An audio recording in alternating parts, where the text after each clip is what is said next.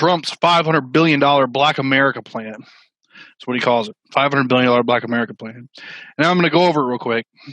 So it's called the Platinum Plan, and President Trump's pillars, and it's President Trump's promise to Black America over 4 years. 3 million new jobs for the Black community. I don't know how that could be promised. Creating 500,000 new, well, unless he puts in some sort of tax credit for hiring an African American. Creating 500,000 new Black-owned businesses. I don't know how you can promise that either, unless you're specifically giving tax credits for if you're an African American trying to start a business. Increase access to capital in Black communities by almost $500 billion. Again, I don't know how you can promise that, because that would have to do with up to the lenders, unless literally the federal government is going to loan directly to someone. Safe urban neighborhoods with highest policing standards. I mean, some of this money is going to police. Commit to working on a Second Step Act. That's been talked about previously as well. Access to better education and job training opportunities. I don't know if this means investing in trade schools in underprivileged neighborhoods. Again, this is so very vague. It's vague, yeah.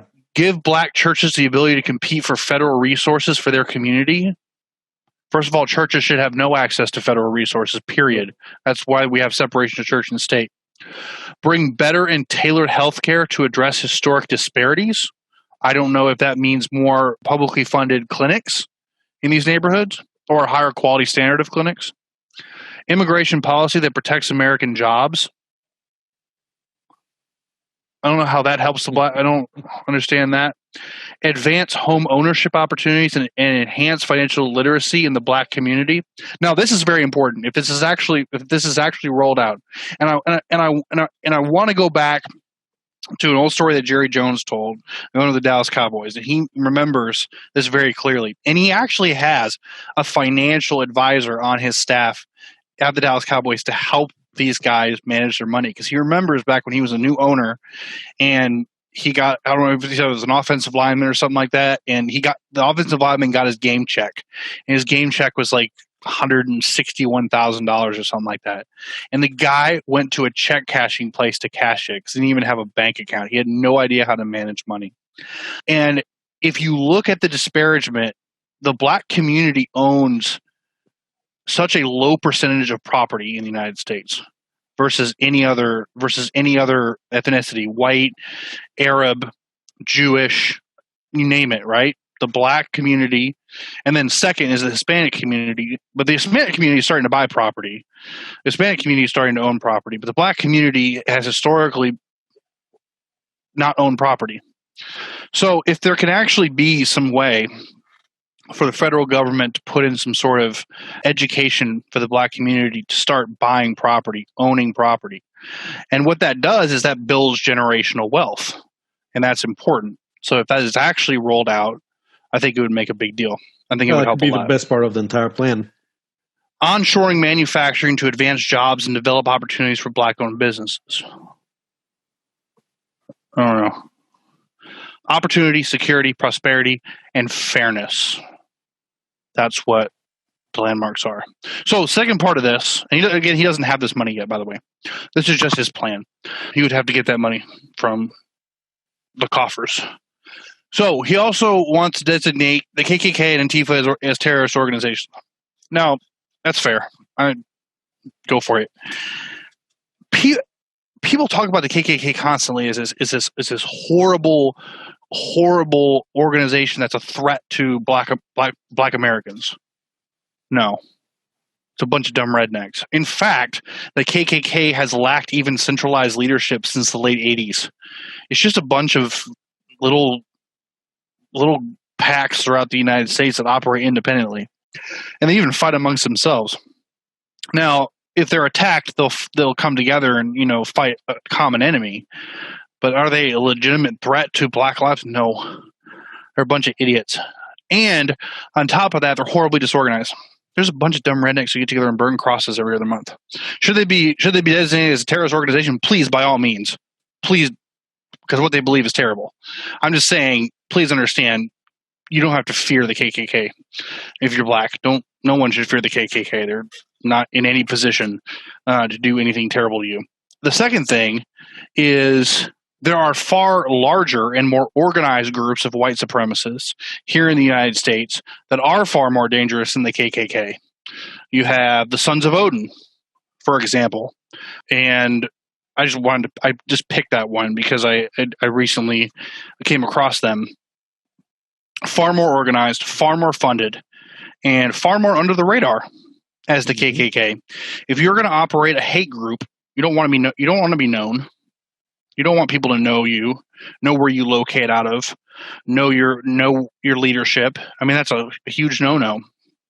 There are a lot more hate groups, not just white, but every nationality in the United States that are far more organized than the KKK.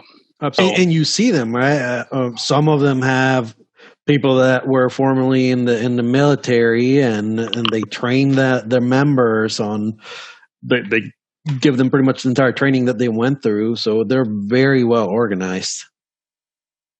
Antifa, they brought it on themselves by being freaking morons. I mean, Antifa stands for anti-fascist.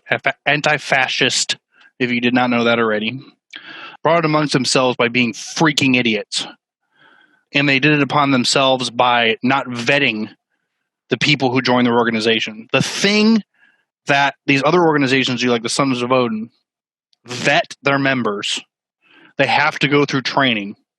They become part of the organization, and then they can represent the organization.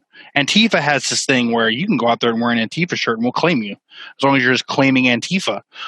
That's where Antifa went completely sideways, because they had all these people who were representing Antifa doing things that probably the core group of Antifa didn't agree with.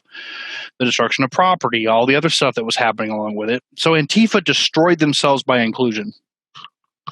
And the whole purpose was, anti-fascist, we should include everyone. Here's the problem. When people are out there with Antifa shirts on, getting interviewed saying they're Antifa and doing these actions, that is going to get tied in together. Congratulations, now you can't get away from it. But the problem is that Antifa doesn't really exist as an organization. It's just a group of people that decided to call themselves we're anti-fascists. There is no way to join. There's no way to go to a meeting. No way to. So I don't even know how you would enforce that. Yeah, I don't even know how you would enforce that. There's no way exactly. I'm very, very curious on how they're going to target this, because Antifa is not an organization.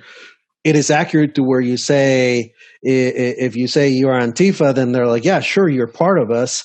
And then you have those groups of people that go against the principles of not destroying property, etc. So I'm very intrigued on how that's going to go, because I don't like fascism. So I'm anti-fascist. Am I going to be targeted? Am I a terrorist now?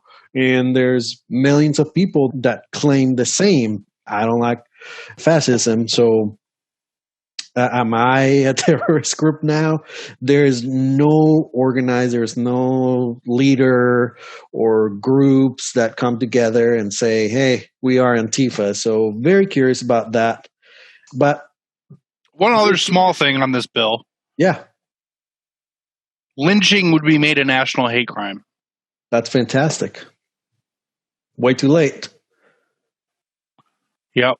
Should have been. I don't know how often people are getting lynched. It still happens. I don't think it's that prevalent. No, I remember this year it's happened a few times after.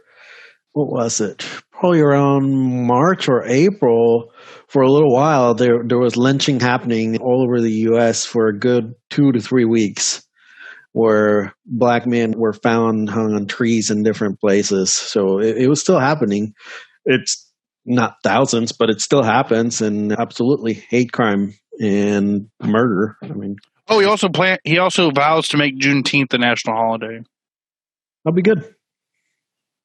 That'll be good. I mean, the best part of the plan, I think, is that financial education. Mm-hmm.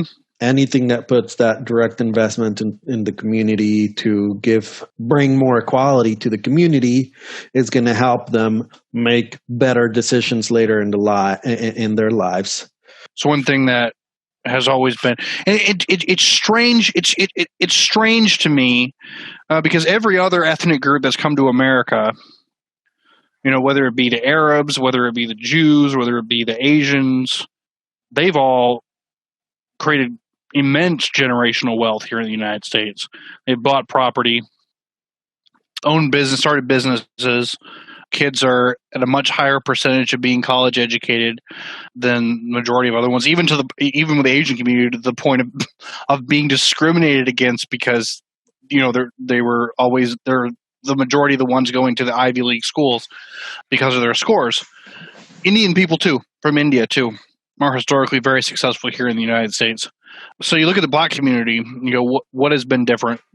Because each of these groups that I mentioned before had originally faced, when they came to the United States, faced discrimination, faced the same. Our country has always never been very good at accepting large groups of immigrants from other countries. Historically, whether it's been Asian, Irish, doesn't matter. Large groups are always discriminated against. And then after time, slowly went away, and these groups have become successful here in the United States. They're not targeted anymore. They have generational wealth. They started businesses. They bought property, and they became very successful here in the United States. Even more successful, I would say, than even some white people have been here in the United States. So I think if that educational program can be rolled out, and it's rolled out effectively, and the government doesn't F it all up like it Fs up everything else, I think it can be a good thing. And the best thing to do in this situation would be utilize that money to hire a non-government company to come in and do it. Hire a third-party company to come in and do it. Please do not oversee this. Just have financial advisors available for free for people of these communities to go and talk to, get credit help, have them walk through what they need to do to buy property, educate them on how to manage their money, educate them on their finances, have that available from private companies that already do this regularly. Just make it available for less money for them, or for free if the case may be. Have people apply for it, whatever the case may be, and then given access to third-party companies, privately owned companies, equity companies to assist with that. And I think that would take a big step. Or even introduce it into the school system. I don't see that being that bad of a thing either. I think it's missing, period, from the public school system here in the United States. I mean, we teach stuff that does not matter, and we skip stuff that does matter. I mean, you don't go through public school and they don't teach you how to pay taxes. They don't teach you how to invest. They don't teach you how to, buy a home.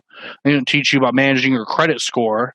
That kind of thing is kind of the responsibility of the nuclear family, right? It's responsibility from your dad to teach you and your mom to teach you, right?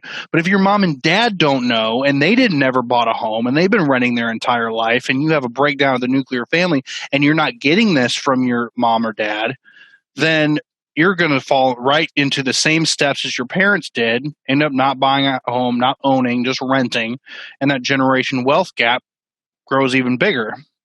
Yeah, and that's where the problems really start. They start at home. They start with your family. And the problem that we've discussed many times, some come down to personal choices, but then those personal choices, when you don't know better, as you mentioned right now, you're not going to make the right decisions, and you're screwed. So we need to do everything as a community, everything possible to help ensure that there's equal access to opportunities. Get rid of those stupid laws that target minorities. Get rid of the drug and wars and all those policies that are just designed war on drugs, to put people in jail. The war on drugs, not the drug on wars. The war on drugs. That should be the first one. That should not be not drug easy. Not drug on wars. Good morning. Sunday morning.